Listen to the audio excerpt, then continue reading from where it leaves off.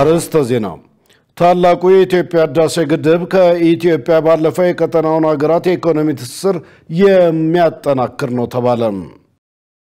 ግጭቶችን በምክክር ለመፍታት በትብብር መስራት ይገባል ሲል የኢትዮጵያ ሲቪል ማህበረሰብ ድርጅቶች ምክር ቤት አሳሰበ። ከውጭ ጋዛ እየነደደች ነው ሲሉ የእስራኤሉ መከላከያ ሚኒስትር ተናገሩ። ውድ ተመልካቾች ሰላም ጤና ይስጥልን። ከኢሳት ነፃ የህዝብ ሚዲያ የሰዓቱን ዜና ይዘን ቀርበናል። ከዜናው ጋር ደረጀ ይልማ ነኝ። ለምልክት ቋንቋው ደግሞ ዳዊት ጎሳኤ አብሮኛል። አሁን ወደ ቀዳሚው ዜና አልፋለሁ። ታላቁ የኢትዮጵያ ህዳሴ ግድብ ከኢትዮጵያ ባለፈ የቀጠናውን ሀገራት ኢኮኖሚ ትስስር የሚያጠናክር ነው ተባለ። የግድቡ መጠናቀቅ አዳዲስ ኢንቨስትመንት የሚስብ ነው ሲሉ የምጣኔ ሀብት ባለሙያዎች ገልጸዋል። መሰረት ባዩ ዝርዝር አላት። የህዳሴውን ግድብ ያለማንም እርዳታ በራስ አቅም ለዚህ ማብቃት ሰው ከተባበረና ከተጋገዘ ምንም የማይቻል ነገር እንደሌለ ያሳየ ትልቅ ስኬት ነው። ግድቡ ኃይል ከማመንጨት ባለፈ በኢኮኖሚው ዘርፍ የሚኖረው ፋይዳን በተመለከተ ኢሳት የምጣኔ ሀብት ባለሙያዎችን አነጋግሯል። የምጣኔ ሀብት ባለሙያው መሐመድ ጋዳፊ እንዳሉት የታላቁ የኢትዮጵያ ህዳሴ ግድብ መጠናቀቅ የኢትዮጵያን ስም ባለም አቀፍ ደረጃ ከፍ የሚያደርግ ትልቅ ድል ከመሆን በተጨማሪ በተለይ በንግድ በቱሪዝም እንዲሁም በሌሎች ዘርፎች ከፍተኛ ገቢ የሚያስገኝ ነው ብለዋል። ከኢትዮጵያ ባለፈም የቀጠናውን ሀገራት የኢኮኖሚና የንግድ ትስስር የሚያጠናክር ነው ሲሉ ይናገራሉ። የትራንስፖርት፣ የአሳ ሀብት፣ ተለያዩ የንግድ፣ የቱሪዝም ይሄ መልቲላተሪያል የሚባሉ ገቢዎች ለሀገሪቱ የሚጠቅሙ ነገሮች ሁሉ የኢኮኖሚ ምንጭ ሁሉ ይከፈታል። ራሱ የቱሪዝም ሴክተሩም ይበረታታል። አንድ የቱሪዝም መዳረሻ ሆኖ የገቢ ምንጭ የሚያመጣበት ጉዳይ ይፈጠራል። ከኛ ጥቅም ባለፈ ሀገራችን ጥቅም ባለፈ በአካባቢው እንደገና ደግሞ ለሀገራችን ያለው የሚሰጠው እውቅና ቀላል ነገር አይደለም። በሱ ምክንያት ሌላኛው የምጣኔ ሀብት ባለሙያ እንዳይላሉ ሰለሞን በበኩላቸው የህዳሴው ግድብ በኃይል ማነስ ምክንያት ስራ አቁመው የነበሩ ፋብሪካዎች ወደ ስራ እንዲገቡ የሚያደርግ እንዲሁም አዳዲስ ኢንቨስተሮችም ወደ ኢትዮጵያ መጥተው ኢንቨስት እንዲያደርጉ ትልቅ እድል የሚፈጥር መሆኑን ተናግረዋል። ከዚህ ባለፈም ይላሉ የምጣኔ ሀብት ባለሙያው ከኃይል ሽያጭ ገቢ የሚያስገኝ መሆኑን አንስተው ኢትዮጵያ ከቀጠናው ሀገራት ጋር ያላትን የኢኮኖሚ ፖለቲካዊና ማህበራዊ ትስስር እንደሚያጠናክረው አስረድተዋል። ካምፓኒዎች ምናልባትም በኢነርጂ እጥረት ምክንያት ስራ ያልጀመሩ ካምፓኒዎች ግን መጀመር የሚፈልጉ እና የሚችሉም በዚህ ምክንያት እንደ አዲስ ኦፖርቹኒቲ ነው ለነሱ። ይሄ ደግሞ እንደነገርኩሽ ብዙ አይነት ይኖራል። ከስራ ዕድል፣ ከገቢ ምንጭ፣ እንዳጠቃላይ ካለው ጂዲፒ ጋር ከፍተኛ አስተዋጽኦ ይኖራል። ከዛ በመቀጠል ከሪጂናል ኢንቴግሬሽን ወይ ከቀጠናዊ ትስስር ጋር ሃርድ ከረንሲ ሶርስ ነው። ያው ሌላ ብዙ ኤክስፖርት የምታደርጊው ነገር ከሌለሽ ኤክስፖርታችን ሞር ዳይቨርሲፋይ ያልሆነ ኢኮኖሚ ስለሆነ ብዙ ኤክስፖርታችን አግሪካልቸር ወይ ግብርና ላይ መሰረት የሆኑ ስለሆነ ከኢነርጂ ዘርፉ የሚገኝ ከረንሲም ይኖራል። ኤክስፖርት ስለምናደርግ ወደ ቀጠናው ሀገራት ከኛ የኤነርጂ ኤሌክትሪክ ኢነርጂ ስለሚገዙ ከነሱ የምናገኘው ገቢ ይኖራል። ይሄ ደግሞ ኢኮኖሚክ ኢንቴግሬሽኑ በዛም ፖለቲካል ኢንቴግሬሽን ይኖራል እና አካባቢ ላይ መረጋጋት በማምጣትም የላቀ ሚና ይኖረዋል። ብዙ አይነት ዘርፎች ደግሞ ብዙ አይነት አስተዋጽኦ ነው የሚኖረው የግድቡ ማለት ከሀገር ውስጥም ከቀጠናዊ ሁኔታዎችም ከኢኮኖሚም ከማህበራዊና ፖለቲካዊ ስራ አንጻርም ካየነው የላቀ ሚና ይኖረዋል በዚህ መንገድ።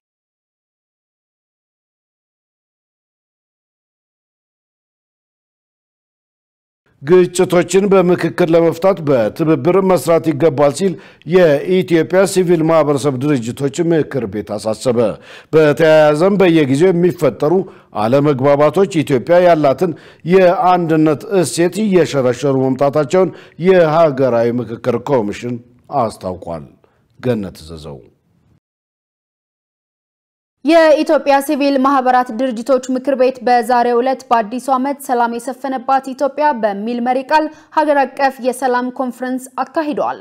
ሰላም በምኞት ሳይሆን ከምኞት ባለፈ በሚደረግ ተግባራዊ እንቅስቃሴ የሚገኝ መሆኑ ታውቆ በጋራ መስራት እንደሚገባ የኢትዮጵያ ሲቪል ማህበራት ድርጅቶች ምክር ቤት ፕሬዝዳንት አህመድ ሁሴን ተናግረዋል። አቶ አህመድ ጨምረውም ግጭቶች በሰላማዊ መንገድ እንዲፈቱ የሚመለከታቸው ተቋማት፣ ሲቪል ማህበራት፣ ግለሰቦች በትብብር መስራት ይጠበቅባቸዋል ብለዋል። የጥይት ድምጽ የማይሰማበት ከኃይል አማራጭ ይልቅ ውይይት፣ ምክክር ብቸኛ መንገድ የሚሆንበት ጊዜ እንዲሆን የምንመኝበት ብቻ ሳይሆን ተግባራዊ እርምጃ የምንወስድበት ጊዜ መሆን አለበት። በየትኛውም አካባቢ ያሉ ግጭቶች በሰላማዊ መንገድ ተፈተው በአገር አቀፍ ደረጃ መረጋጋትን እንዲሰፍን ጥሪ የምናደርግበት ለተግባራዊ እንቅስቃሴ የሚረዱ የተቀናጁ የሲቪል ማህበረሰብ የሰላም አጀንዳዎች የምንቀርጽበት ሁላችንም ሰላምን እንደ ሩቅ ህልም ሳይሆን የዕለት ተዕለት ዓላማችን አድርገን እንድንመለከትና በውይይቱ ላይ የተገኙት የሀገራዊ ምክክር ኮሚሽን ኮሚሽነር መላኩ ወልደ ማርያም በበኩላቸው በሀገሪቱ በየጊዜው የሚፈጠሩ አለመግባባቶችና ልዩነቶች ኢትዮጵያ ያላትን የአንድነት እሴት እየሸረሸሩ ስለመምጣታቸው ተናግረዋል። ታም ሆነ በችግር አብሮ የመቆም ደማቅ እሴቶችን የተላበሰች ሀገር ናት። ይሁን እንጂ በሀገራዊ ጉዳይ ላይ በተለያዩ አካላትና የህብረተሰብ ክፍሎች መካከል በየጊዜው በሚፈጠሩ መሰረታዊ የሐሳብ ልዩነቶችና አለመግባባቶች እነዚህ ደማቅ እሴቶቻችን በአንድም ሆነ በሌላ መልኩ እየተሸረሸሩ የመጡበት ሁኔታ ይስተዋላል። አሁን ባለንበት ዘመን ከፍተኛ ደረጃ ላይ ደርሶ ለሰው ልጆች እልቂት፣ ለዜጎቻችን መፈናቀል እና ከፍተኛ ምክንያት እየሆኑ ነው። እነዚህን ስር የሰደዱ ነባርና ወቅታዊ ችግሮችን ለመፍታት ምክክሮች እንዲደረጉ እያደረገ ይገኛል። ኮሚሽኑ ከትግራይ ክልል ውጭ በሌሎች 11 ክልሎችና በሁለት ከተማ አስተዳደሮች ባካሄደው የአጀንዳ ማሰባሰብና የተሳታፊ ልየታ የእቅዱን 90% ማከናወኑን ኮሚሽነሩ ገልጸዋል። በትግራይ ኦሬዲ ቅድመ ምክክር ጀምረናል እና ጥሩ የሆኑ ተስፋ ሰጪ ሁኔታዎች እንዳሉም ተገንዝበናል እና ያንን አጠናክረን እንቀጥላለን። በትግራይ ክልልም በሌሎች ክልሎች እንዳደረግነው ሁሉ ተሳታፊዎችን የመለየት እንዲሁም አጀንዳ የማሰባሰብ ስራ እንሰራለን።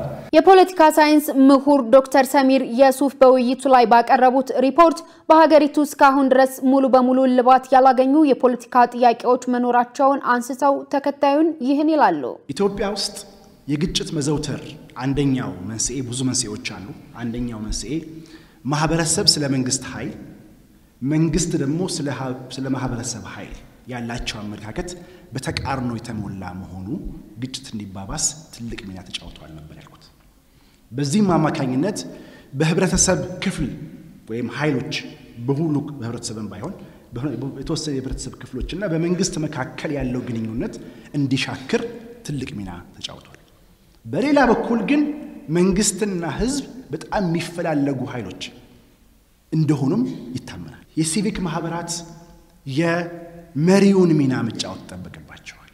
ይህንን ለማድረግ አንደኛ አበራታች ውቅሮችን መንደፍ አለባቸው። የድርድር ስትራቴጂያቸውን መንደፍ አለባቸው። እነዚህን ካደረግን ወደ ሰላም የምናደርገው ሽግግር እየተሳካልን እንደሚሄድ እሙን ነው።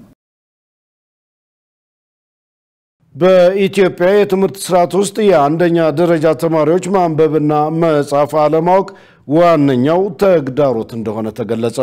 በትምህርት ስርዓት ላይ ተማሪዎችን ብቁ ለማድረግ ለመምህራን የብቃት ማሻሻያ ስልጠና መስጠት ዋነኛው መፍትሄ መሆኑም ተመላክቷል። ሰላማዊት ሙሉጌታ ዝርዝር አላት።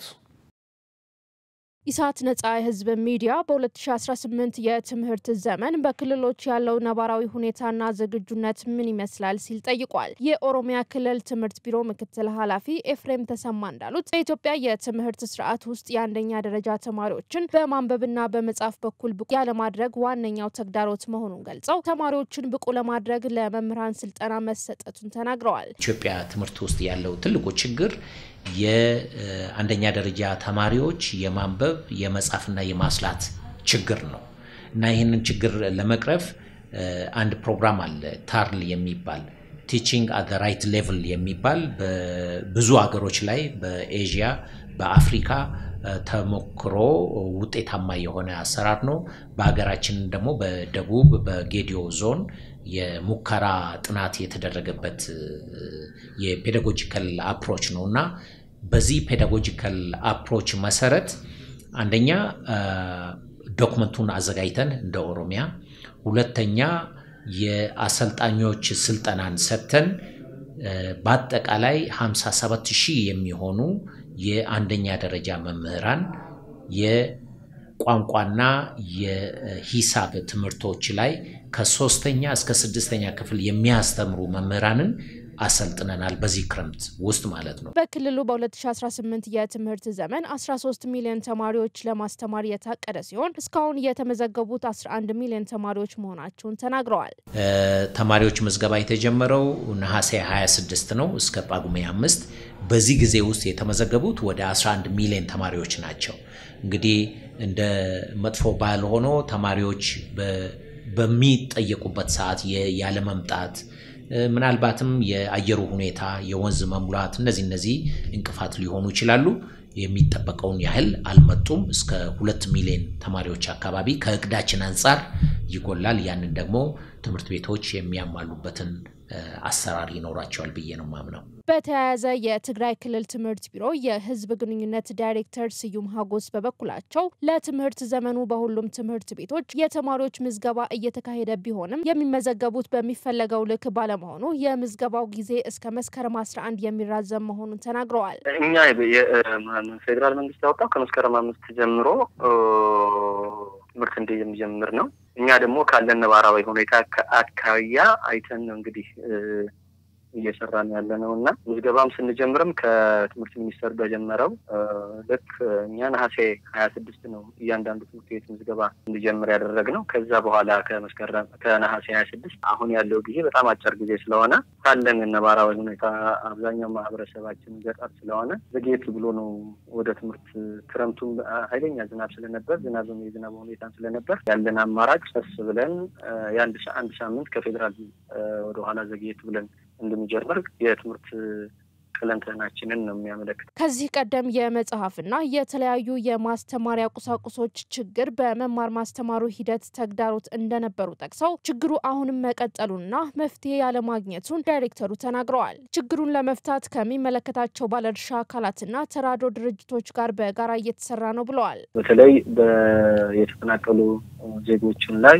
የተወሰነ ስራ እናግዛለን ብለው አለገቡልን አሉ። እነሱን እንግዲህ መሰረት አድርገን ወደ ግዢ ምናምን እንዲሄዱ እያደረግን ነው። እነሱ ገዝተው በተወሰኑ አካባቢዎች ከበር እንዲያደርጉልን በተለይ ደብተርና እስክርቢቶ እርሳስ አብዛኛው ግን አሁንም የትምህርት ግብአቶችን ለማሟላት አሁንም አስቸጋሪ ሁኔታ ነው ያለው። በኢትዮጵያ የትርፍ ዕዳን የሚወስን ስርዓት አለመኖሩ ነጋዴዎች በሸቀጦች ላይ ከሚገባቸው በላይ ትርፍ እንዲጥሉ አድርጓቸዋል ተባለ። በተጨማሪም ዘመናዊ የንግድ መረጃ ማግኘት የሚያስችል ስርዓት ስለሌለ ነጋዴው በሸማቹ ላይ ጫና እንደሚያሳድር የህግ ባለሙያዎች ገልጸዋል። መሳይ ገዛኸኝ ተጨማሪ አላት። በሀገሪቱ ባለው ነፃ የንግድ ስርዓት ነጋዴዎች ተገቢ ያልሆነ ትርፍ በእቃዎች ላይ እንደሚጥሉ ይገለጻል። ነፃ የንግድ ስርዓት የሚከተሉ አብዛኞቹ ሀገራት ገበያውን ለነጋዴውና ለሸማቹ ቢተውትም ነጋዴው ምን ያክል ትርፍ ማግኘት እንዳለበት ግን ገደብ ያስቀምጣሉ። ኢትዮጵያ ይህንን የትርፍ ጣሪያ የሚወስን የትርፍ ዕዳግ ስርዓት የተመለከተ የህግ ማዕቀፍ እንደሚያስፈልጋት በተለያየ ጊዜ ይገለጻል። በነፃ የንግድ ስርዓት ውስጥ ነጋዴው ሽያጭ ሲያካሂድ የትርፍ ዕዳግ መወሰንን በተመለከተ የኢትዮጵያ የንግድ ህጎች ምን ይላሉ ስንል የህግ ባለሙያ የሆኑትን ጥጋቡ ደሳለኝን ጠይቀናል። ባለሙያው በምላሻቸው በኢትዮጵያ የነፃ የንግድ ስርዓት አረዳድ ክፍተት ስላለ ህገወጥነት ይስተዋልበታል ብለዋል።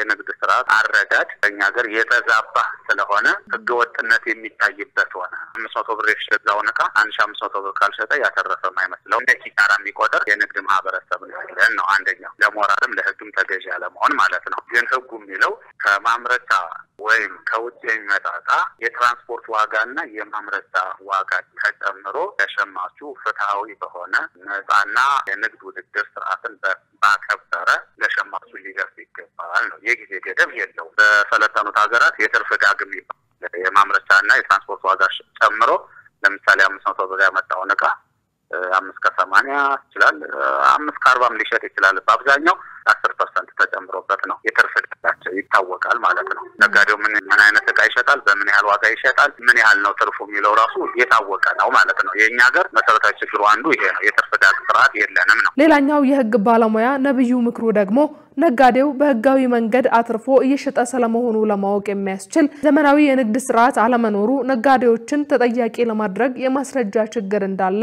አንስተዋል። የማስረጃ ችግሮች አሉ። በተለይም እኛ ዘመናዊ የሆነ የንግድ አሰራር ስለሌለ ምንድነው አንድ ዕቃ ማን ያስገባው በብቸኝነት አስገብቶ ምን እያደረገ ነው ምን ያህል ትርፍ እየያዘ ነው ከሶርሱ ዕቃው ከመጣበት ቦታ ጀምሮ እዚህ ተጠቃሚ ጋር እስከሚደርስ ጊዜ ድረስ ምን አይነት እሴት ጨምሮ ምን አድርጎ ምን አይነት ትርፍ ይዟል ከዛ ፐርሰንት በላይ ነው እያተረፈ ያለው ወይ መመሳጠር አድርጓል ያው በግልጽም ሆነ በድብቅ የሚደረጉ የንግድ መመሳጠሮች በተለይ በሸማቹ ላይ የሚያደርሱትን ጉዳት ታሳቢ ያደረገ የመክሰስ ኃላፊነት የተጣለበት ምርመራ የማጣራት ኃላፊነት የተጣለበት በባለስልጣን ደረጃ የተቋቋመ በጠቅላይ ሚኒስትሩ የሚሾም ባለስልጣን ያለ ቢሮ አለ የንግድ ውድድርና ሸማቾች ጥበቃ ባለስልጣን ይባላል የንግድ መመሳጠር ማስቀመጥ ብቻ አይደለም ሌሎች ተመሳሳይ ነጋዴዎች ጋር ዋጋ ለመወሰን መመሳጠርም ጭምር ወንጀልም ነው ፍትሐብሔርም ተጠያቂነት አለው የንግድ ፍቃድ ሊያሰርዝ እስከሚችል አስተዳደራዊ ቅጣት ሊያስከትል የሚችል ነው። በኢትዮጵያ የተሻሻለው የንግድ ስርዓት አዋጅ ቁጥር 1243/2013 ሁሉን አቀፍ የሆነ ድንጋጌ ቢኖረውም ትግበራው ላይ ከፍተኛ ችግር እንደሚስተዋል ተጠቁሟል። ውድ ተመልካቾች ከኢሳት ነጻ የህዝብ ሚዲያ የሰዓቱ ዜና ወደናንተ መድረሱን እንደቀጠለ ነው። አሁን ደግሞ የቢዝነስ ዘገባዎችን የምናቀርብበት የአየር ጊዜ ላይ ደርሰናል። መሰረት ባዩ ተጠብቀናለች። ወደዛው እንለፍ።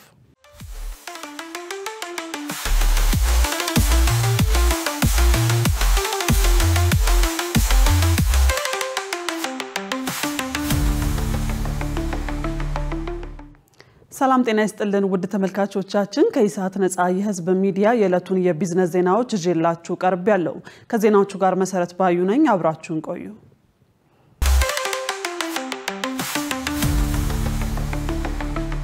የኢትዮጵያ አየር መንገድ የሚያስገነባው አዲሱ አውሮፕላን ማረፊያ እድገትን የሚያፋጥን ስትራቴጂካዊ ፕሮጀክት ነው ተባለ። የኢትዮጵያ አየር መንገድ የሚያስገነባው አዲሱ የአውሮፕላን ማረፊያ አህጉራዊ ትስስርን የማጎልበት አቅም ያለው ስትራቴጂካዊ ፕሮጀክት ነው ተብሏል።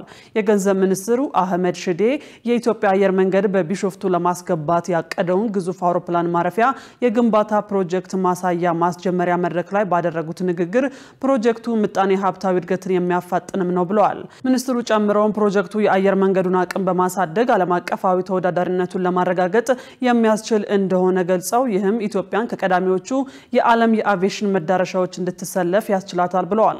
የአውሮፕላን ማረፊያው ግንባታ ከጥቅል ሀገራዊ የምጣኔ ሀብት ማሻሻያውና ከዓለም አቀፉ የአየር ትራንስፖርት ማህበር ግቦች ጋር የተናበበ መሆኑን ጠቅሰው የከባቢ ስነ ምህዳሩን ታሳቢ ያደረገ የበካይ ጋዝ ልቀትን ቅነሳና አረንጓዴ ከባቢን ለመፍጠር ከተያዙ ግቦች ጋር የሚጣጣም እንደሆነ ተናግረዋል። የፕሮጀክቱ ስኬት የኢትዮጵያ ቀዳሚ ግብ ብቻ ሳይሆን የአፍሪካም ስኬት እንደሚሆን ጠቁመዋል። ሸቀጥ ለሌላ ነጋዴ ለመሸጥ ፍቃደኛ ለመሆን በህግ እንደሚያስጠይቅ ተገለጸ።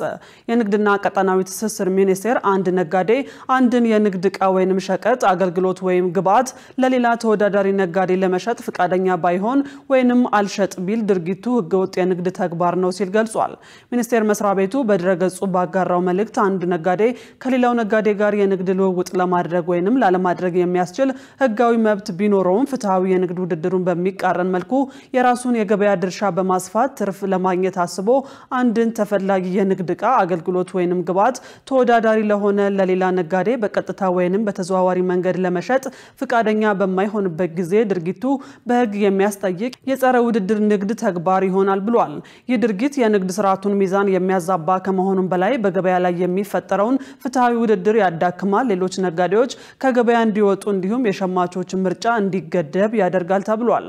ይህንን ህገወጥ የንግድ ተግባር የፈጸመ ማንኛውም የንግድ ተዋናይ በንግድ ውድድርና ሸማቾች መብት ጥበቃ አዋጅ ቁጥር 813/2006 አንቀጽ 42ሀ መሰረት ከዓመታዊ ሽያጭ ገቢው ከ5 እስከ 10 በመቶ የሚደርስ የገንዘብ ቅጣት እንደሚያስቀጣው ማስታውቋል። በመሆኑም እያንዳንዱ ነጋዴ ፍትሃዊውን የንግድ ስርዓት በማክበርና የህግ ድንጋጌዎችን በመከተል የገበያውን ጤናማነት ጠብቆ መስራት ይጠበቅበታል ሲል አሳስቧል። የአፍሪካ ልማት ባንክና የኢትዮጵያ ካፒታል ገበያ ባለስልጣን $400,000 የድጋፍ ስምምነት ተፈራረሙ። ስምምነቱ የኢትዮጵያን ካፒታል ገበያ ልማት ድጋፍ ፕሮጀክት የሚደግፍ ሲሆን በካፒታል ገበያ ልማት ትረስት ፈንድ የተደረገ ነው ተብሏል። ድጋፉ የኢትዮጵያን የካፒታል ገበያ የፋይናንስና ምጣኔ ሀብታዊ እድገት በማሳለጥ ዘርፉ በግሉም ሆነ በመንግስት ዘላቂ መሻሻል እንዲያመጣ ያግዛል ተብሏል። ስምምነቱን የኢትዮጵያ ካፒታል ገበያ ባለስልጣን ዋና ዳይሬክተር ሀና ተልቁና የአፍሪካ ልማት ባንክ የካፒታል ገበያ ልማት ስራ አስኪያጅ አካኔ ሳናኮዋ በአዲስ አበባ መፈራረማቸውን ከአፍሪካ ልማት ባንክ ያገኘነው መረጃ ያመለክታል። አፍሪካ ላለባት የኃይል እጥረት ችግር በየዓመቱ እስከ 50 ቢሊዮን ዶላር እንደሚያስፈልጋት ተገለጸ። በዚህም አፍሪካ በ2030 ለሁሉም ዜጎቿ የኃይል አቅርቦት ለማረጋገጥ በየዓመቱ ከ25 እስከ 50 ቢሊዮን ዶላር እንደሚያስፈልጋት ተዘግቧል። ይሁን እንጂ ይህ የገንዘብ መጠን የአየር ንብረት ለውጥን ለመቋቋም የሚደረገውን ጥረት ለማገዝ ከሚያስፈልገው ተጨማሪ 200 ቢሊዮን ዶላር ጋር ተደምሮ የአህጉሪቷን የፋይናንስ ጫና እጅግ ከፍ ያደርገዋል ተብሏል። በአሁኑ ወቅት የአየር ንብረት ፋይናንስ አወቃቀር እርዳታ ሳይሆን ለብድር ቅድሚያ መስጠቱ ለአፍሪካ ሀገሮች አዲስ የዳጫና እየፈጠረ መሆኑም ተነግሯል።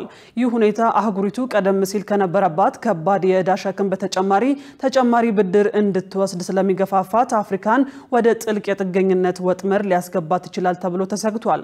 የተባበሩት መንግስታት ዩኒቨርሲቲ የተፈጥሮ ሀብቶች ተቋም ያወጣው ሪፖርት እንዳመለከተው የአየር ንብረት ለውጥን ለመቀነስ ብዙ ልቀት የሚያመነጩ ሀገሮች የድርሻቸውን ሳይወጡ አፍሪካ ብቻዋን የሌሎችን የአየር ንብረት ምኞት ለማሳካት እየተገደደች ወደ ከፋ የኃይል ድህነት ልትገባ እንደምትችል አመልክቷል ሲል የዘገበው ካፒታል ጋዜጣ ነው። ውድ ተመልካቾቻችን አሁን ደግሞ በለቱ በተመረጡ ባንኮች ያለውን የውጭ ምንዛሬ ዋጋና የብሔራዊ ባንክ የወርቅ ግብይት መረጃ ተከታትለን እንመለስ።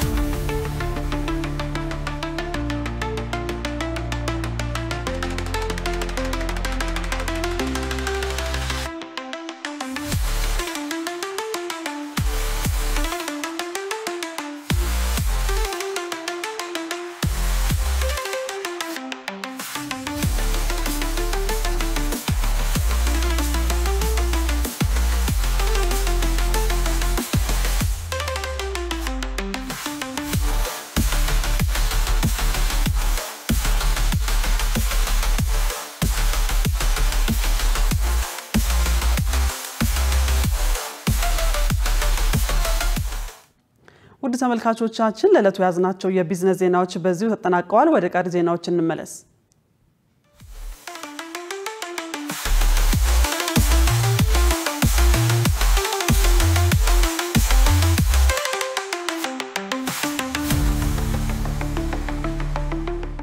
ውድ ተመልካቾች ከኢሳት ነጻ የህዝብ ሚዲያ የሰዓቱ ዜና ወደ እናንተ መድረሱን እንደቀጠለ ነው። አሁን ደግሞ ወደ ውጭ ዘገባዎች አልፋለሁ።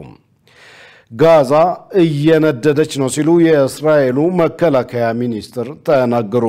የእስራኤል ጦር ጥቃቱን አጠናክሮ በመቀጠሉ የጋዛ ነዋሪዎች አካባቢውን ለቀው እንዲወጡ አሳስቧል። ሸሪፍ ኢማም የእስራኤሉ የመከላከያ ሚኒስትር ማክሰኞ ዕለት እንዳሉት ጋዛ እየነደደች ነው።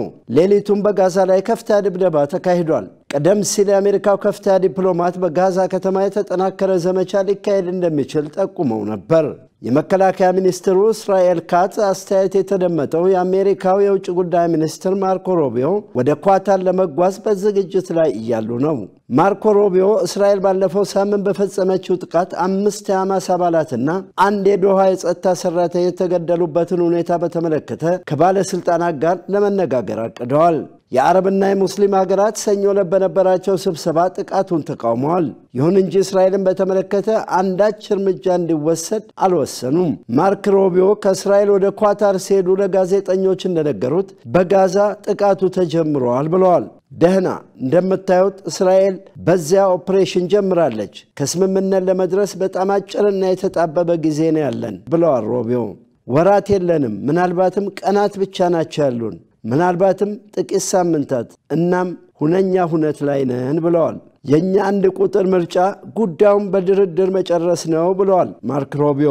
በጋዛ እየተካሄደ ያለው ወታደራዊ ዘመቻ ሊያስከትል የሚችለውን አደጋ በመጠቆም ሩቢዮ እንዳሉት ከጦርነቱ የከፋው ነገር ለሁል ጊዜ የሚቀጥል የተራዘመ ጦርነት መሆኑ ነው። የተወሰነ ቦታ ላይ መቆም አለበት፣ ማብቃት አለበት። ሐማስ ሊበቃው ይገባል። ይህም በድርድር ይሆናል ብለን ተስፋ እናደርጋለን። እንደማስበው ግን ጊዜው እያለፈ ነው ብለዋል። እስራኤል ካትዝ ለሳምንታት በዘለቀ የእስራኤል ጦር በጋዛ መስፋፋትና ማስፈራራትን ተከትሎ ኦፕሬሽኑ መጀመሩን ተናግረዋል።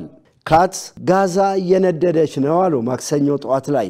የእስራኤል ጦር የሽብርተኞችን የብረት አጥር በመበጣጠስ ወታደሮቻችን በጀግንነት እየተዋጉ ነው። ሐማስን ለማሸነፍና እስራኤላዊ ታጋቾችን ለማስለቀቅ ተልዕኮ እስኪሳካ ድረስ ወደ ኋላ መመለስ የለም ብለዋል። የተባበሩት መንግስታት ሰኞ ዕለት እንደገመተው ከ220 ሺህ በላይ ፍልስጤማውያን ባለፉት ወራት ከሰሜናዊ ጋዛ ለቀው ተሰደዋል። ይህ የሆነው ደግሞ የእስራኤል ጦር የጋዛ ኦፕሬሽን ከመጀመሩ በፊት ነዋሪዎች ጋዛን ለቀው እንዲወጡ የሰጠውን ማስጠንቀቂያ ተከትሎ ነው። የማስጠንቀቂያው መልእክት ከመተላለፉ በፊት 1 ሚሊዮን ፍልስጤማውያን በጋዛ ከተማ አካባቢ ይኖሩ ነበር። የሺፋ ሆስፒታል እንዳስታወቀው 20 አስከሬን ተረክቧል። 90 የቆሰሉ ሰዎች ደግሞ ሕክምና ፍለጋ ወደ ሆስፒታሉ መጥተዋል። በጋዛ የሺፋ ሆስፒታል ዳይሬክተር ዶክተር መሐመድ አቡ ሲልማያ ለአሶሺየትድ ፕሬስ እንደነገሩት በጣም አስቸጋሪ ምሽት ነበር። የቦምብ ድብደባው ለአንድ አፍታም አልቆመም።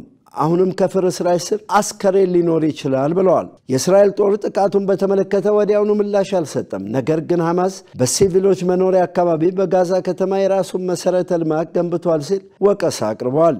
ዜናውን ስናዘጋጅ አሶሺየትድ ፕሬስ እና አልጀዚራን በመረጃ ምንጭነት ተጠቅመናል።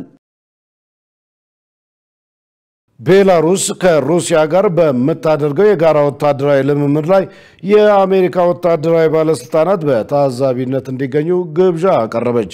ጉዳዩ ለኔቶና ለዩክሬን ስጋት ነው ተብሏል። ዮሐንስ ተስፋ ተጨማሪ አለው። ይህ ያልተለመደ ዲፕሎማሲያዊ ሁነት ነው። የዩናይትድ ስቴትስ ጦር አባላት ከቤላሩስ መከላከያ ሚኒስትር ቪክቶር ክሪን ጋር በቤላሩስ ምድር እጅ ለእጅ ተጨባብጠዋል። የቤላሩስ መከላከያ ሚኒስትር ሰኞ ዕለት በሚንስክ አቅራቢያ ለሚደረገው ልምምድ ለአሜሪካ ተወካዮች አቀባበል አድርገውላቸዋል። የኔቶ አባል ሀገራት የሆኑትን ቱርክና ሃንጋሪን ጨምሮ የ22 ሀገራት ተወካዮችም ልምምዱን ለመታደም ተገኝተዋል። ግብዣው የተሰማው ሞስኮ በዩክሬን የምታካሂደው ጦርነትና በቅርቡ በኔቶ አየር ክልል ላይ የወደቀውን የሩሲያ ሰው አልባ አውሮፕላን ክስተት ተከትሎ በሩሲያና በኔቶ መካከል ውጥረቱ እየጦዘ በመጣበት ወቅት ነው። ማርክ ሃንሰን በዩናይትድ ስቴትስ የባህር ኃይል የቀድሞ ኮሎኔል ናቸው። በአሁኑ ወቅትም በመከላከያና ደህንነት መምሪያ የስትራቴጂክና የዓለም አቀፍ ጥናቶች ማዕከል ከፍተኛ አማካሪ ሆነው ያገለግላሉ። ዩናይትድ ስቴትስ ታዛቢዎችን ወደ እነዚህ ልምምዶች ለምን መላክ አስፈለጋት? ይህ ተምሳሌታዊ ጉብኝት ነው ወይስ እውነታን የመፈለግ ተልዕኮ? ሁለቱም ነው። ውጥረቶችን መቀነስ አንዱ የእውነቱ አካል ነው። ቤላሩስ ማድረግ የምትፈልገው ይህን ነበር። በኔቶና ሩሲያ መካከል እነዚህ ውጥረቶች ሲጨምሩ ይመለከታሉ። እነርሱ ደግሞ መሃል መግባት አይፈልጉም። ነገር ግን ልምምዶችን ማካሄድ ውጥረቶችን መቀነስ ነው። ምክንያቱም እነዚህ ልምምዶች ወደ ሌላ ነገር አይለወጡ። በትልልቅ ልምምዶች ላይ ካሉ አሳሳቢ ጉዳዮች አንዱ ለወታደራዊ ዘመቻ መሸፈኛነት መጠቀማቸው ነው። ሄሊኮፕተሮች የሩሲያና ቤላሩስን ባንዲራዎች እያውለበለቡ በኪየቭ አፍንጫ ስር ያንዣብባሉ። ልምምዱ በይፋ ወረራን ለመመከት ያለሙ አስመስሏቸዋል። ነገር ግን ለኔቶ አባል ሀገራት ፖላንድ፣ ላትቪያና ሊቱዌኒያ ብርቱ የኃይል ማሳያ ነው። አሁን የዛፓድ 2025 የመጨረሻ የልምምድ ደረጃ ላይ እንገኛለን። በአሰራርና ስልታዊ ደረጃ የበለጠ ኃይለኛ የጥፋት መሳሪያዎችን ማሰማራት ችለናል። ምዕራባውያን ባለስልጣናት ልምምዱ በተለይም በኔቶ ምስራቃዊ ቀጠና በኩል ያለውን ቅንጅት ዝግጁነትና የመከላከል አቅም ለመፈተሽ የተነደፈ ነው ይላሉ። በተጨማሪም ልምምዱ ከቤላሩስ ባሻገር ሩሲያ የረጅም ርቀት ተዋጊ ኃይሏን የምትፈትሽበት ሲሆን ሞስኮ እነዚህ የተለመዱ የመከላከያ ዘዴዎች ናቸው፣ በኔቶ ላይ ያነጣጠሩ አይደሉም ስትል ማስተባበያ ሰጥታለች። ከቤላሩስ ጋር የሚዋሰኑ የኔቶ ግዛቶች ግን አስተማማኝ አይደሉም። ፖላንድ የድንበር ማቋረጫዎችን በመዝጋት የጦር ኃይሏን ቁጥር ከፍ አድርጋለች። አውሮፓ ከሁለተኛው የዓለም ጦርነት ወዲህ ከየትኛውም ቦታ ይልቅ ለግጭት ቅርብ እንደምትሆንም አስጠንቅቃለች። በሌላ በኩል ላትቪያና ሊቱዌኒያ የአየር ክልል ቁጥጥራቸውን አጠናክረዋል። ልምምዱን ለመታዘብ ከ20 በላይ ሀገራት መገኘታቸው ጉዳዩ ምን ያህል ከባድ እንደሆነ የሚያመለክት ሲሆን ስጋቱ ለዘለንስኪዋ ዩክሬን ነው ወይስ ማን ተጋፍቶኝ ለሚሉት የኔቶ አባል ሀገራት ጊዜ ሁሉን ይመልሰዋልና እንጠብቀዋለን። መረጃውን ስናጠናቅር ዶቼ ቬለ፣ አልጀዚራና ሌሎችን በዋቢነት ተጠቅመናል። ውድ ተመልካቾች ከኢሳት ነፃ የህዝብ ሚዲያ የሰዓቱ ዜና እስካሁን ነበር። ከዜናው ጋር ደረጀ ይልማ አብሬያችሁ ቆይቻለሁ። ለምልክት ቋንቋውም እንደዚሁ ዳዊት ጎሳዬ አብሮ የነበረ። ከቀሪ የኢሳት ዝግጅቶች ጋር ሰናይ ጊዜ